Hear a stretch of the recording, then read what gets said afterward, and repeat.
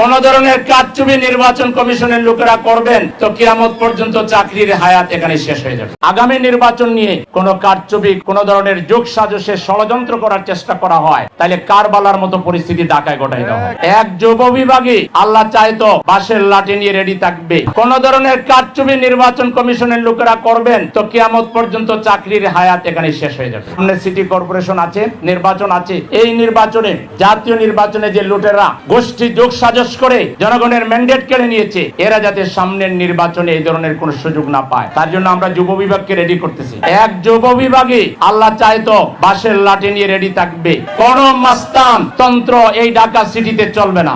কোন ধরনের কারচুপি নির্বাচন কমিশনের লোকেরা করবেন তো কিয়ামত পর্যন্ত চাকরির হায়াত এখানে শেষ হয়ে যাবে। এখানে কোন ধরনের 2 নম্বরে নির্বাচন কমিশনের প্রধানকে আমি সেদিন এক অনুষ্ঠানে পেয়েছিলাম, আমেরিকান ন্যাশনাল ডেতে। তা হাত মিলাই বললো আপনার খবর কি? আমরা খবর খারাপ, আপনি তো বুটটা জুড়ে নিয়ে নিলেন। আর বললাম সামনে আমি সিটিতে আসতেছি, আপনার লোকজন যেন দ্বিতীয় দফায় কাজ না করে, তাইলে কিন্তু খবর হয়ে যাবে। তো এটা জানাই দিছি একেবারে সশরীরে, এবং এখন মিডিয়ার মাধ্যমে জানাই দিলাম, আগামী নির্বাচন নিয়ে কোন কাজ, যদি কোন কারচুপি, কোন ধরনের যোগ সাজসে ষড়যন্ত্র করার চেষ্টা করা হয়, তাহলে কারবালার মতো পরিস্থিতি ঢাকায় ঘটাই দেওয়া হয়।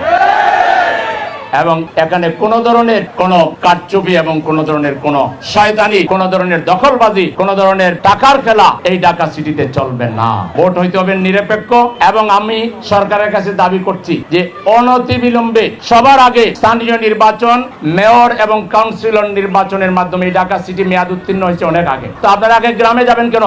গ্রামের ইউনিয়ন চেয়ারম্যানদের তো এখনো মেয়াদ আছে, উপজেলা চেয়ারম্যানদের অনেকেরই মেয়াদ আছে, আগে ওখানে যাবেন কেন? ঢাকার মানুষ আমরা পরিবেশের কারণে আমাদের পরিবেশ দূষণ হচ্ছে, আমরা এখানে নানা অসুখ বিসুখের মধ্যে আমরা পড়ে যাচ্ছি। এই জন্য সবার আগে ঢাকা সিটি 2টাতে নির্বাচন দিতে হবে। আর যদি সেটা না করেন, আর আমরা যুব বিভাগ সহ ঢাকার জনগণ যদি রাস্তায় নামি, তখন আপনাদের কিন্তু কড়াই গন্ডা হিসাব বুঝে নিতে হবে।